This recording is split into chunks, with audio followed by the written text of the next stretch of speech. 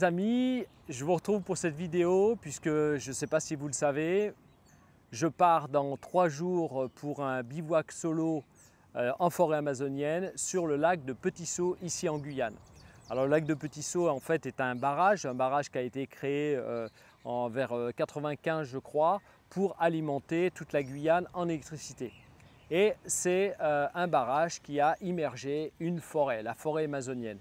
Et vous verrez, c'est atypique puisque vous voyez la cime des grands arbres toujours dépasser du lac et c'est très impressionnant. Et l'avantage également, c'est que dans ce barrage, il y a plein de petits îlots sur cette grande surface, hein, c'est une surface énorme, c'est le plus grand lac européen. Il y a plein de petits îlots sur lesquels vous pouvez bivouaquer. Et l'objectif est, dans cette expédition, c'est de partir 5 jours. Alors ce n'est pas une grosse expédition. Ça va me permettre d'être en osmose avec la nature, ça va me permettre également de tester un petit peu du matériel et d'observer des animaux. Puisque j'espère et je le souhaite vraiment rencontrer le jaguar, puisque ici c'est le sport de la Guyane, c'est que tout le monde veut rencontrer le jaguar. Et également voir de magnifiques toucans, haras et toutes les sortes de singes qui existent dans ce biotope. Donc, pour partir à ce type d'expédition, en général, pour moi, ce qui est important, c'est définir la stratégie et la philosophie. C'est quoi la stratégie et la philosophie? C'est en fait, la stratégie, c'est qu'est-ce que va être cette expédition? Est-ce que c'est une expédition nomade où je vais parcourir un itinéraire avec un temps donné? Là, à ce moment-là, eh bien, il faut prendre le matériel en conséquence, sac à dos et également pas trop chargé en matériel, sauf qu'il faudra quand même prendre de la nourriture puisque quand on est itinérant et qu'on a une durée définie, eh bien, on n'a pas le temps de chasser et de pêcher et d'être en autonomie. Ou alors, c'est une expédition où là, on va rechercher l'autonomie. C'est ce que je préfère. Cette expédition en autonomie, on va parcourir, effectivement, on peut parcourir la forêt, on peut parcourir une rivière, on peut parcourir tout ce que vous voulez. Sauf que là, si vous êtes en autonomie, il va falloir chasser et pêcher. Donc, il va falloir s'équiper pour chasser et pêcher et également prendre son temps parce que la chasse et la pêche demandent beaucoup de patience. La stratégie de mon expédition aujourd'hui, comme je vous l'ai dit, c'est l'observation et de bivouaquer sur des îlots différents tous les jours et de partir en kayak. Donc ça veut dire que je ne suis pas limité en poids, ça veut dire également que je ne vais pas chercher à chasser, je vais chercher à prendre du plaisir, à être en osmose avec la nature, profiter de cette forêt amazonienne en solo. Et pour cela, j'amène de la nourriture puisque je ne suis pas limité en poids, bien sûr de la nourriture saine puisque je vais manger essentiellement, je vous le verrez, des légumineuses ou de la nourriture qui me convient mieux puisque je ne mange pas de viande. Pour cette expédition, définir la stratégie et la philosophie. Ensuite, très important, en fonction de cette stratégie et de philosophie, vous allez choisir votre matériel. Mais avant ça, bien étudier l'itinéraire. La configuration du terrain, ça c'est hyper important. On ne part pas en expédition sans étudier la configuration du terrain et avoir un bon outil d'orientation, plusieurs outils d'orientation d'ailleurs. Donc pour moi, pour cette expédition, je me suis équipé de l'application Iphigénie, je dirais bof bof, je peux vous dire en commentaire ce que j'en pense. Je pense qu'elle est efficace, mais il y a plein de trucs autour qui pour moi me déplaisent. Bon, pour le moment, je pars avec cette application qui va me servir à m'orienter.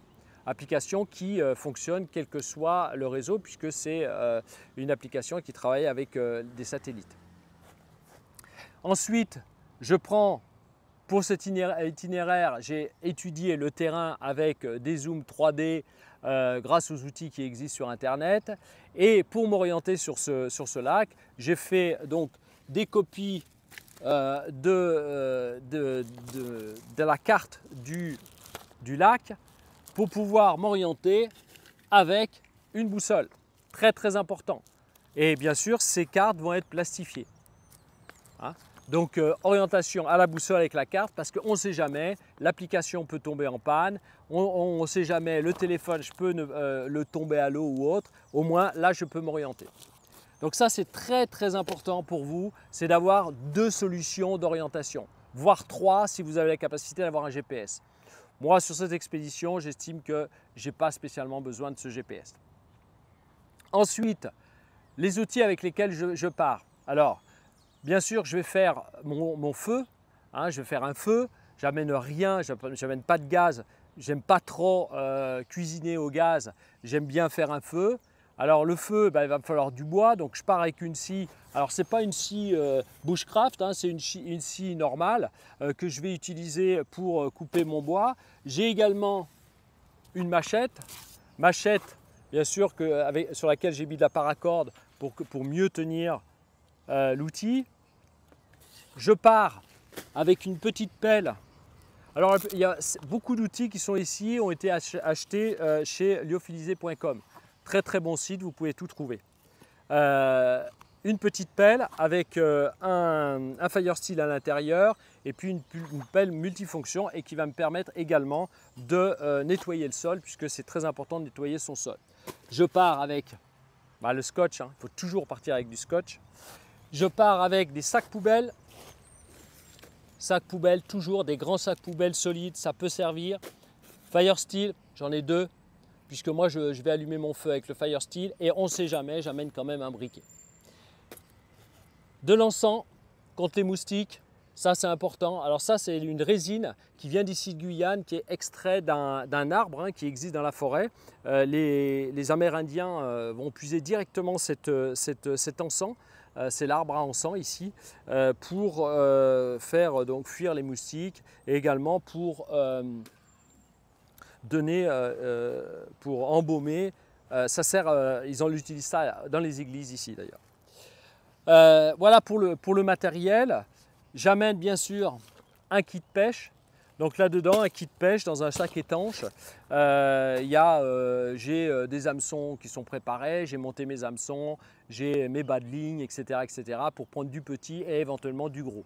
Mais je ne pense pas que je pêcherai l'Aïmara parce que l'Aïmara d'abord c'est trop gros pour moi tout seul et également l'Aïmara contient un ver qui peut être dangereux pour l'humain. Voilà en ce qui concerne mon matériel. Le couchage. Alors le couchage, eh bien, je vais tester un nouveau hamac, hamac Amazonas. Donc c'est un hamac qui est super sympa puisqu'il est isolé dessous, parce que vous savez très bien que dans un hamac, quand on a froid, c'est par-dessous. Donc il y a une isolation dessous qui est super sympa, très léger, avec moustiquaire, c'est celui-ci, vous voyez. Je l'ai déjà préparé avec mon mousqueton au bout pour pouvoir le fixer rapidement. Je l'ai déjà, vous verrez, là, je vous mets dans la vidéo, là, je l'ai testé dans mon jardin parce que ça c'est très très important de tester tout votre matériel dans votre jardin ou dans la forêt à côté de chez vous avant de partir. Ne partez pas sans avoir testé votre matériel. Donc je l'ai testé, je l'ai ouvert, j'ai appris à bien l'installer, la moustiquaire, etc. Et ça fonctionne très bien, vous voyez les images, c'est top. Un tarp, alors j'ai pris un grand tarp. Hein, j'ai des petits tarps pour la montagne, mais là j'ai pris un grand tarp. Pourquoi? Parce que s'il se met à pleuvoir, à beaucoup pleuvoir, j'ai pris un tarp de 4 sur 3 qui va me permettre de bien couvrir. Vous le voyez d'ailleurs dans les images que j'ai montrées d'essai de contrôle de mon matériel. C'est un grand tarp qui couvre complètement mon hamac et qui me permettra d'être vraiment à l'abri s'il y a vraiment des tempêtes d'eau. Bon, mais ici en ce moment on est dans l'été de mars. Stop. Et normalement il ne devrait pas pleuvoir.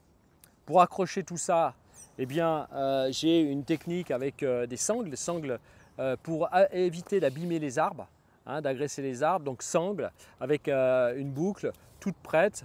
C'est donc une boucle en double boucle. Et je vous montrerai ma technique qui est très très facile avec le mousqueton.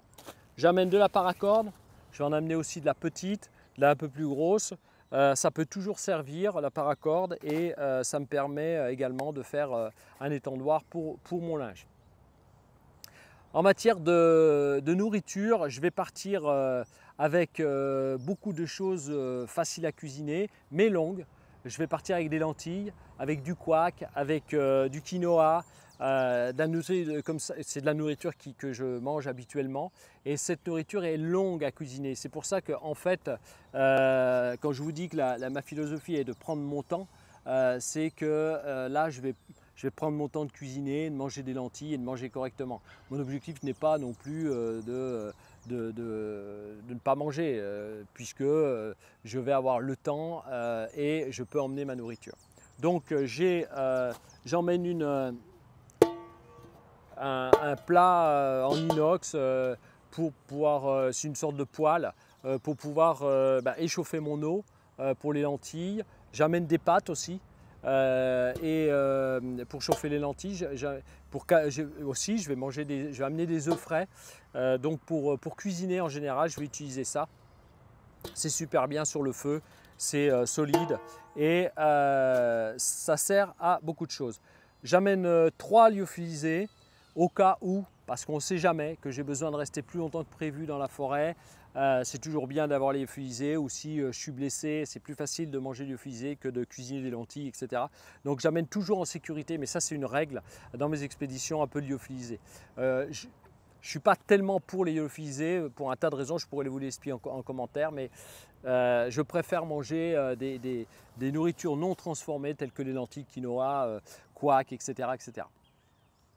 Je vais pêcher également un petit peu de poisson, peut-être, des petits poissons que je ferai griller sur le feu de bois pour le soir, pour manger un peu de protéines. J'ai donc deux petits récipients pour faire chauffer,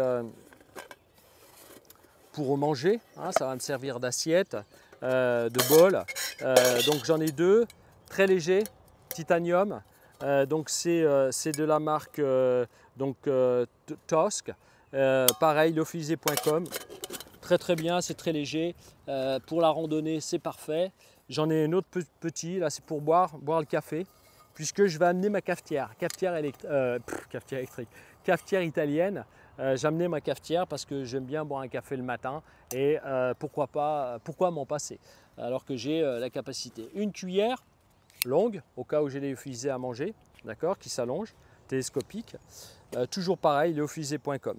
Donc voilà un petit peu en matière de nourriture ce que je vais amener. C'est très simple, mais c'est très très efficace. Les vêtements, le volet vêtements. Alors en vêtements, c'est très très simple. Hein. Je pars dans cette tenue avec un short, ce débardeur. J'aurai aussi un chapeau parce que le chapeau protège beaucoup plus du soleil. Je ne prends pas de chaussures puisque j'ai l'habitude de marcher pieds nus dans la forêt. Et puis je vais être beaucoup dans l'eau. Je vais prendre quand même pour la nuit un ensemble, cet ensemble-là qui est du tissu très très fin, manches longues et collant. Pour la nuit, ça me protège éventuellement des insectes qui pourraient entrer dans ma moustiquaire et également ça me protège du froid. Normalement, la nuit, je ne devrais pas avoir froid avec ça, plus un super hamac qui me protège de l'humidité et du froid sur le dessous. Je pourrais vous donner le nom exact de ce hamac, mais il est super sympa et en plus pas très très lourd. J'ai bien sûr une cape contre la pluie, parce que s'il pleut, c'est toujours bien de se protéger. J'amène un t-shirt de rechange au cas où et un pantalon de randonnée. Pareil, je le prends, je pense que c'est un peu du superflu, je pense que je n'utiliserai pas.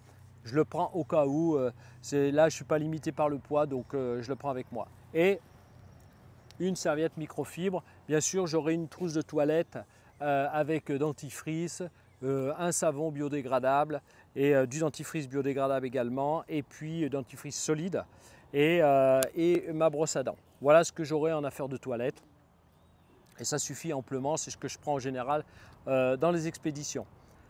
Côté sécurité, eh bien, je vais avoir un téléphone satellite, hein, puisque je ne peux pas partir sans une sécurité. Téléphone satellite que je loue pour les 5 jours, qui me permettra de déclencher les secours si j'ai un problème. Et également une trousse de premier secours qui est bien pleine. Là c'est pareil, je ne me limite pas trop au poids, donc j'ai pris quand même pas mal de choses au cas où, mais là je ne pense pas en avoir besoin parce que je ne peux pas avoir d'ampoule, parce que je ne fais pas de randonnée ou très peu de randonnée. Voilà, ça c'est la touque où il y a toute ma nourriture.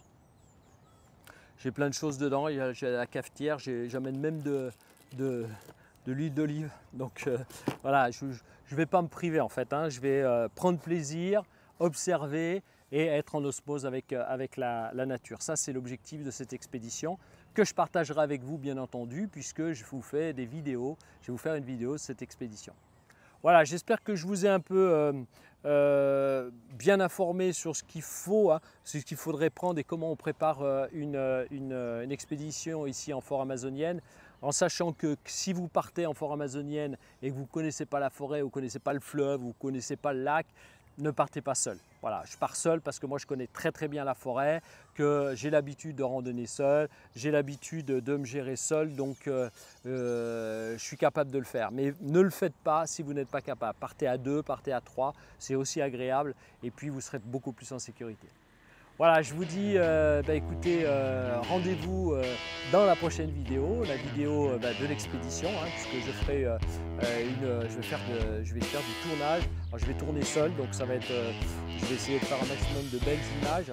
J'espère voir de beaux animaux pour vous faire de belles photos. Et si c'est trop long, je vous ferai 2 parties. Peut-être qu'il y aura 1 et 2 parties. Voilà, je vous dis à très bientôt. Prenez soin de vous. Et je suis vraiment ravi de partir à cette expédition et vous le verrez, je pense, je vais me faire plaisir. À bientôt.